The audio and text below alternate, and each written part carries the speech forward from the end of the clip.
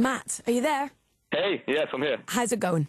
Good, good. How are you? I'm very well. I'm curious as to how you and your band enjoyed the tour. Oh, it's been amazing. Yeah, we had a great time. It's been, I kind of want to just play like this all the time now, you know, these little venues that we haven't played, a lot of them since like 2001 or something. And the crowds have just been unbelievable, you know, they've been rocking out and it's sweaty, and I can see everyone's face, you know, it's brilliant. Yeah, I mean, I think sometimes if you play massive venues, sometimes it's quite intimidating playing small venues again. Did you find, were you guys worried about it? Or?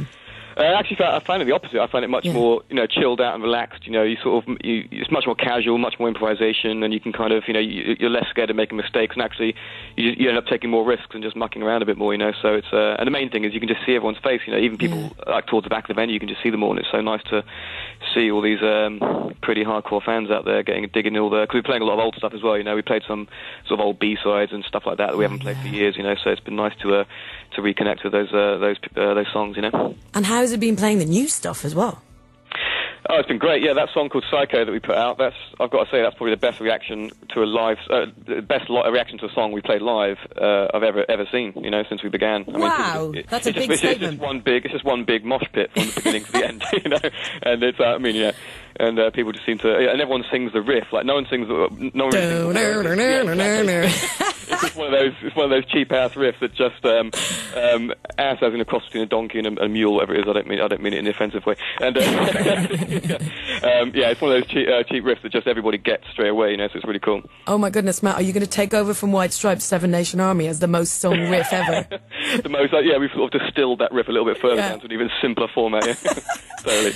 Oh, great! Well, I'm so glad it's going well. And tonight is the kind of the grand finale of that tour, and it seems fitting that you're kind of starting your album, you know, your first official single on the show tonight before this last gig of the tour. Yeah. Tell us about this Dead Inside. So it starts the album, it sets up the album, and it also kind of sets up the album conceptually as well.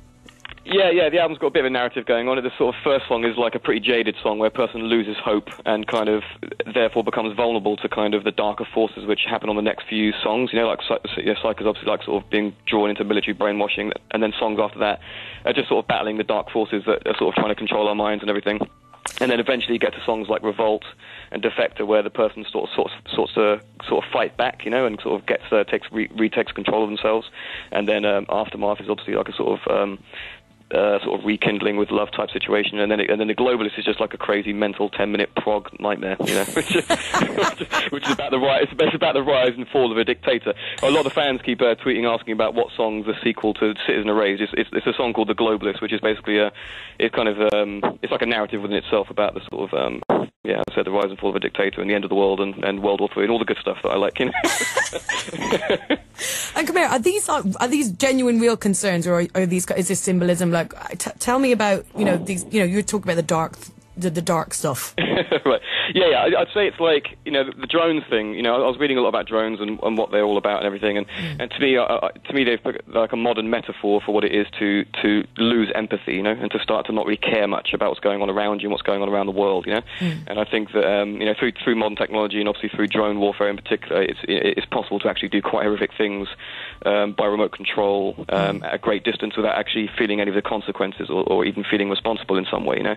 And the next step in drones is going to be autonomous drones, which actually make kill decisions themselves. There'll be no humans involved, you know.